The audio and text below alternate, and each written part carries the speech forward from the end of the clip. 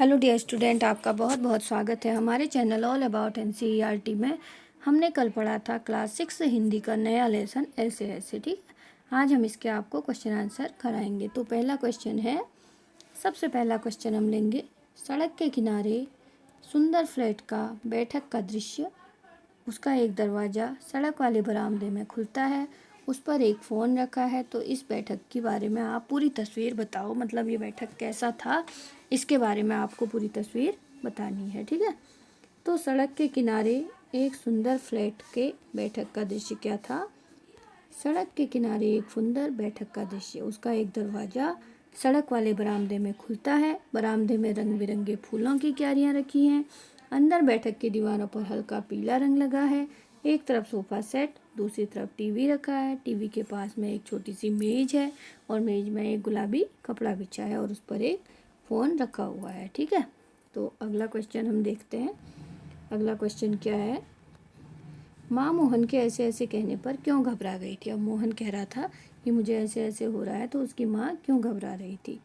मोहन के पेट में दर्द हो रहा था, जिसका कोई कारण पता नहीं चल पा रहा था, और पेट में हाथ रख के जोर जोर से करा रहा था। वह स्कूल भी नहीं जा पाएगा, यह सोचकर उसकी माँ बार बार घबरा रही थी।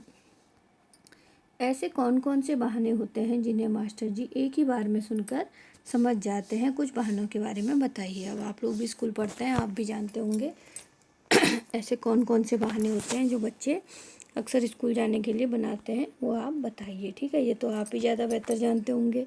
ठीक है ये स्टूडेंट, तो इसका जवाब है, सबसे पहले तो बच्चे पेट दर्द का बहाना करते हैं, दूसरा क्या करते हैं, सर दर्द का बहाना करते हैं, तीसरा चक्कर आना और जी घबराना, चौथा होमवर्क की हम कापी घर भूल आए हैं। हर बच्चा यही कहता है कि हम होमवर्क की कापी आज लाए नहीं हैं, उन्होंने क्योंकि किया ही नहीं होता है।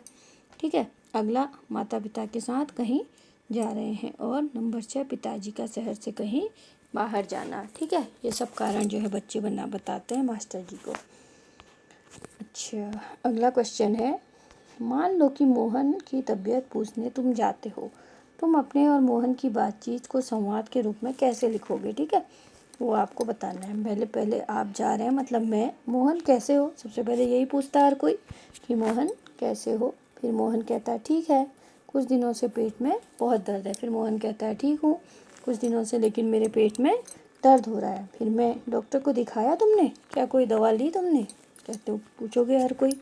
फिर मोहन कहता है हाँ, परंतु कोई कारण पता नहीं लग रहा है और न ही कोई दवा काम कर रही है। ठीक है, फिर मैं कहता हूँ लगता है समस्या गंभीर है, तुम अपना ख्याल रखना, मैं शाम को फ़ोन करके फिर से तुम्हारा हाल चाल पता करूँगा। ठीक है, अब चलता हूँ। कोई दोस्त मोहन का आ रहा है और पूछा है, कोई भी पूछेगा इसी तरह से पूछेगा। ठीक है, चलिए आगे बढ़ते हैं अगले क्वेश्चन की तरफ। अगला क्वेश्चन है, नाटक शब्द आम जिंदगी में कब कब इस्तेमाल किया जाता है? सोचकर लिखो। अब लिखना है कि नाटक शब्द हम कब इस्तेमाल करते हैं, ये सोचकर लिखो। नाटक शब्द आम जिंदगी में इस्तेमाल किया जाता है जब कोई दिखावा कर रहा होता है या कोई बहाना बनाता है, तो उसे भी हम कहते हैं कि यह नाटक कर रहा है। ठीक है, चलिए अब भाषा की बात, इसके क्वेश्चन लेते हैं। भाषा की बात के क्या क्वेश्चन है, मोहन ने केला और संतरा खाया, मोहन ने केला और संतरा नहीं खाया, मोहन ने क्या खाया?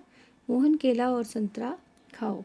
उपयुक्त वाक्य में से पहला वाक्य एकांकी से लिया गया है, बाकी तीन वाक्य देखने में पहले वाक्य से मिलते जुलते हैं पर उनके अर्थ अलग अलग हैं। ठीक है, तीनों वाक्य मिलते जुलते हैं लेकिन सबके अर्थ अलग अलग हैं। पहला वाक्य किसी कार्य के होने के बारे में बताया जाता है, जिसे विधिवाचक वाक्य कहते हैं। दूसरे वाक्य का संबंध उस कार्य के न होने से बताया गया है, इसलिए इसे निषेधवाचक वाक्य कहते हैं। निषेध का अर्थ है मनाही या नहीं करना। तीसरे वाक्य में इसी बात को प्रश्न के रूप में पूछा जाता है, मोहन ने क्या खाया, जैसे पूछा जा रहा है। ठीक है, ऐसा वाक्य क्या कहलाता है?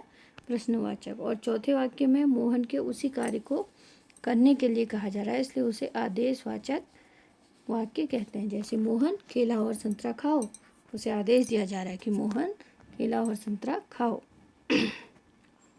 अगले पृष्ठ पर आगे एक वाक्य दिया गया है, इसके भी बाकी तीन रूप आप इसी तरह सोचकर लिखो। ठीक है, बताना, रूथ ने कपड़े अलमारी में रखे? नहीं, मना करना, पूछना, आदेश देना और उत्तर देना। इस चारों के मैं आपको इसके वाक्य बनाने हैं। तो कैसे बनाओगे आप देखो। पहला है विधिवाचक वाक्य। रूथ ने कपड़े अलमारी में रखे। निषेधवाचक रूथ ने कपड़े अलमारी में नहीं रखे। फिर प्रश्नवाचक क्या रूथ ने अलमारी में कपड़े रख दिए, ये है। और चौथा आदेशवाचक, फिर आप उसको आदेश दे रहे हैं, कह रहे हैं रूथ कपड़े अलमारी में रखो। ठीक है, ये इसके 4 वाक्य इस तरीके से आपको बनाने पड़ेंगे।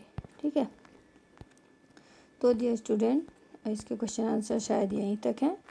तो आप लोगों को अब ये समझ में अच्छी तरह आ गए होंगे।